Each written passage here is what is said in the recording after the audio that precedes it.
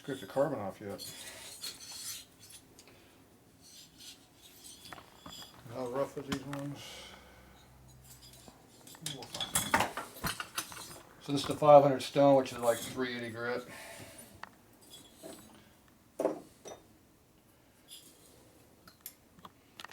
This is not a dingleberry. This actually cuts metal correctly, straight and true. Unlike dingleberries, just resurfaced. They make the finish look better, but it's not straight or true.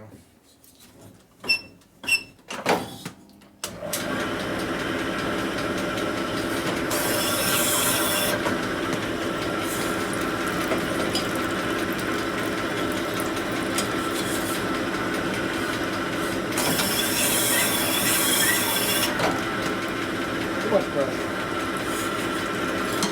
So initially I cut the carbon off the top a little bit.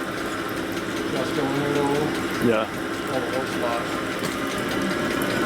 You see all the wear marks in there. I'm gonna smooth it up. Knock the pressure down a little bit.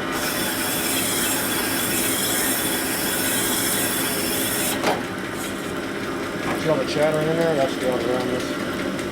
You see my crosshatch pattern in there? Yes. I don't want to take any more metal out. See all the low spots that are in there. Good. This one's worse. This one's tight on the bottom. See it? Pretty bad on the bottom. The bottom's pinched in.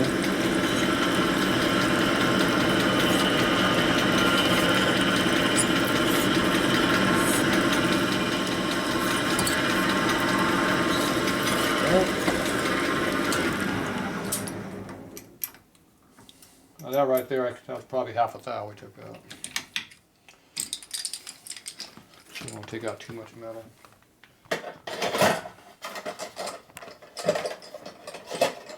So we can either give you a super fine finish with this, or I can use a medium one over there.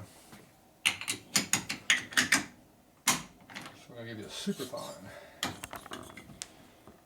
that's going to be our plateau cut.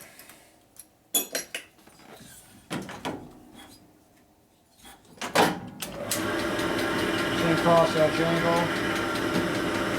I'm going to give it about 2 strokes.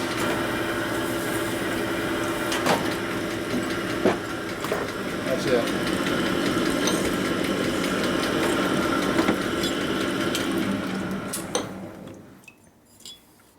So it knocks the finish off a little bit. This one here I feel no high spots at all on it. This one here you can feel the roughness in it, the grit. Yeah, definitely. It's twice as much drag on this over that.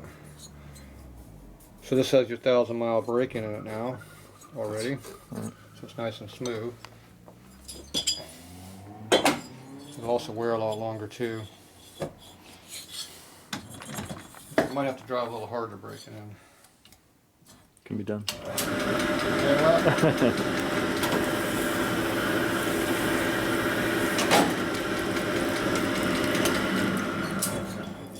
So that was all we do. Now you don't have that grit in there no more like the other one did. It's nice and smooth. Yep. Plateau.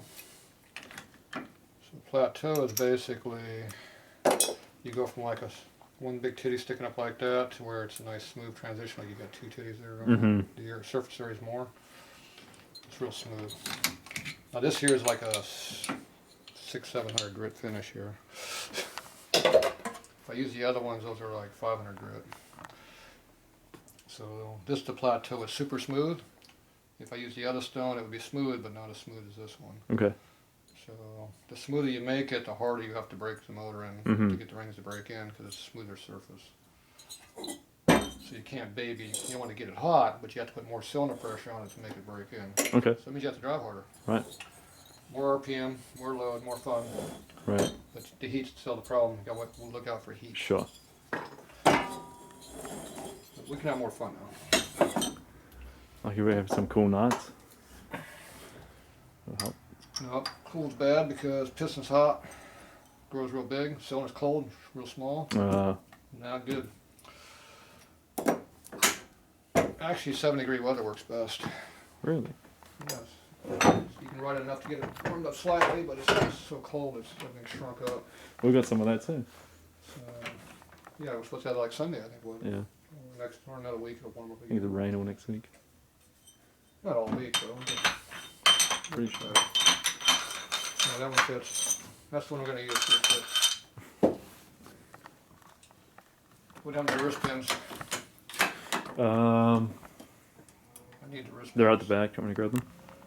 I need some wrist pins. I'll grab them. We got to check to see what we got here. We already took the clips out, I think, didn't we? No. Yes.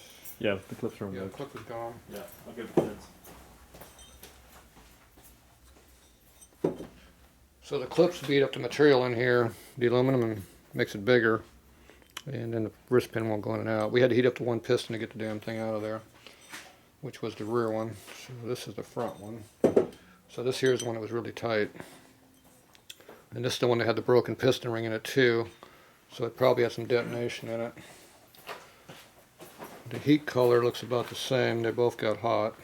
Now if you bead blast the inside of here, you would know if it get hot again. There's the wrist pins. Because right now you can't tell because it's all burnt in there already. So if you take the bead blast this area in here, you'll know. Mm-hmm. Of course, then you'll just to finish it, you'll make it right now.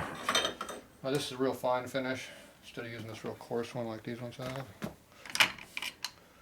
Instead of using this grit here, pea gravel, I'm going to use this one here, which is a little bit finer. See? More DG.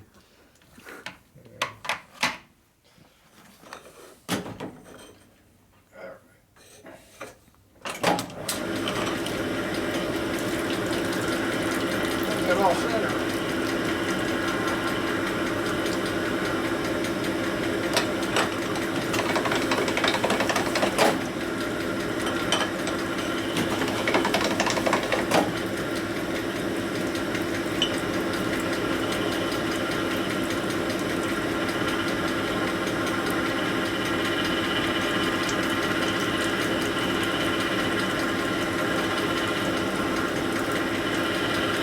Gravity does work. Beautiful thing. Want to see the pins are the same size? Pretty much. You see those blue spots are high spots. That was on our tight piston, okay?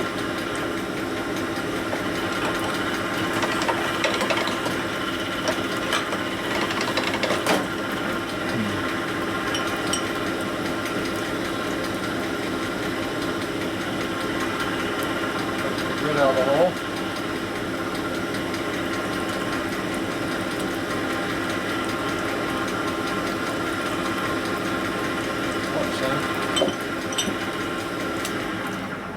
So now we don't have to fight putting the motor back together like we did taking it apart. Yeah. Easy I assembly. have to beat it out. Yeah. Or heat the piston up to get it out. Right. So this is the tight one here.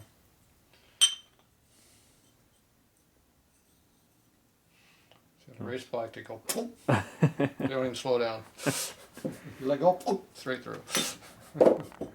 Zero resistance. Street bike, you run a little bit tighter. That way you've got some room to wear. Race bikes are worn out when you put them together. Low drag. Mm-hmm. Okay, we got a bunch of cleaning to do. So there's how you do it.